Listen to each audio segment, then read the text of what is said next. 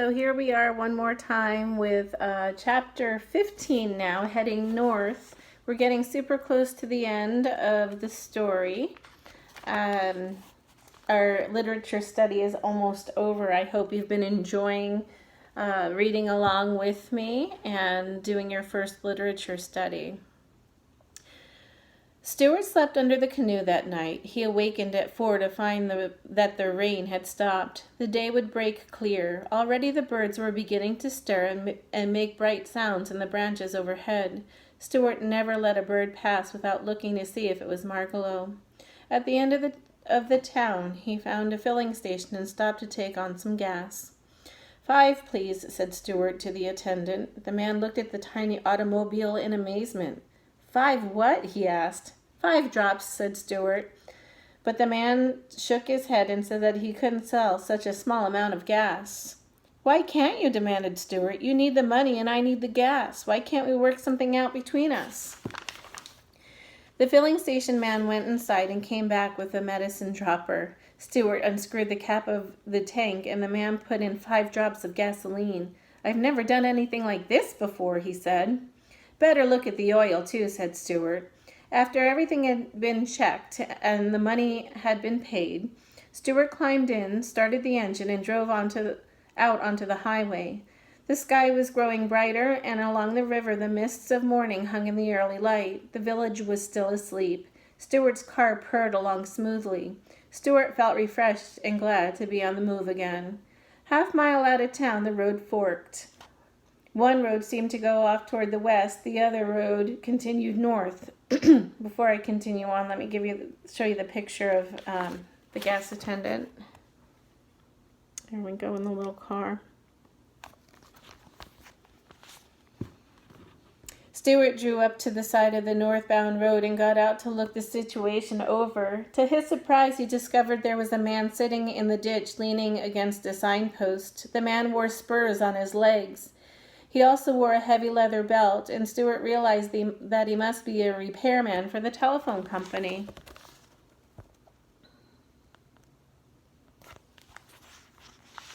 Good morning, said Stuart in a friendly voice. The repairman raised one hand to his head in a salute.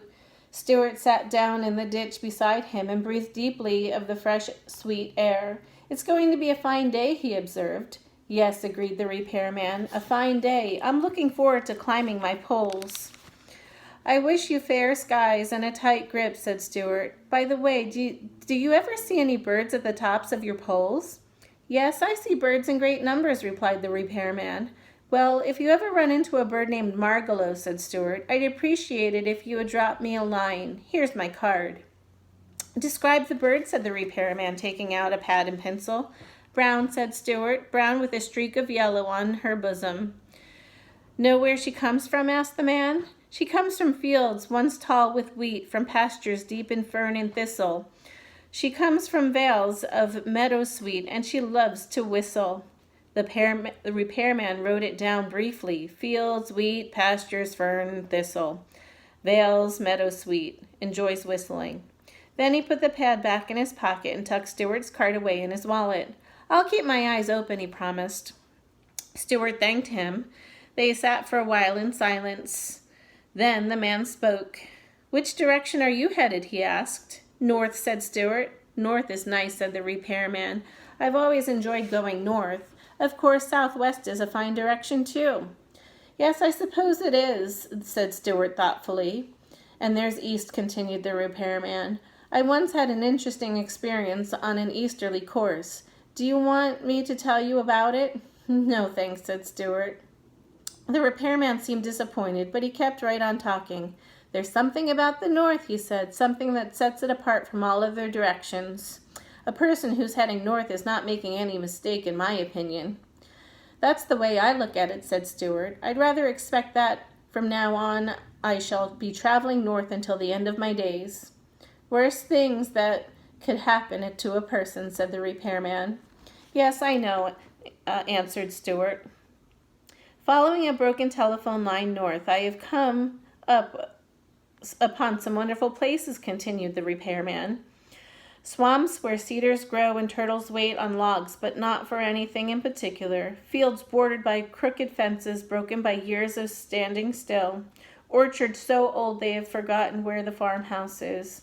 In the north I have eaten my lunch in pastures rank with ferns and junipers, all under fair skies with a wind blowing. My business has taken me into spruce woods on winter nights where the snow lay deep and soft, a perfect place for a carnival of rabbits. I have sat at peace on the freight platforms of railroad junctions in the north, in the warm hours and with the warm smells. I know fresh lakes in the north, undisturbed except by fish and hawk, and of course by the telephone company, which has to follow its nose. I know all the places well. They're a long way from here, don't forget that, and a person who is looking for something doesn't travel very fast. That's perfectly true, said Stuart. Well, I guess I'd better be going. Thank you for your friendly remarks. Not at all, said the repairman. I hope you find that bird. Here's Stuart driving away. Okay. Can you see that? Stuart rose from the ditch, climbed into his car, and started up the road that led toward the north. The sun was just coming up over the hills on his right. As he peered ahead into the great land that stretched before him, the way seemed long, but the sky was bright, and he somehow felt he was headed in the right direction. Oh my goodness, is that the end of the story? Looks like it is. All right. There we go, Stuart Little. Have a great day, guys. Miss you so much.